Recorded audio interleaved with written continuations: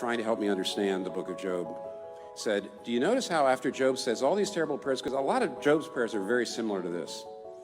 He's always saying terrible things to God.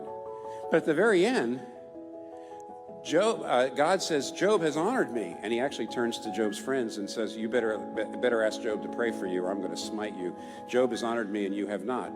And the Old Testament professor said, why in the world, after all those terrible prayers, would God say, Job honored me? And he says, the answer is, they were prayers.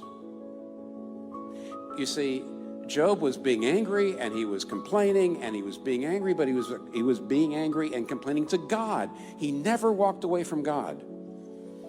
He said, I don't understand you, God. I'm angry at you, but he never turned away. He stayed with God when he was getting nothing out of it, which means in the end, Satan was defeated. And what's happening here is this man, even though he is not in any way praying the way he ought to pray, he's still praying.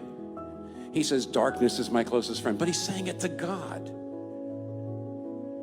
which means Satan is defeated.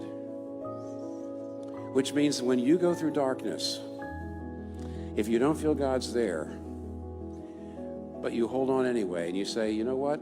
You're God and I'm not.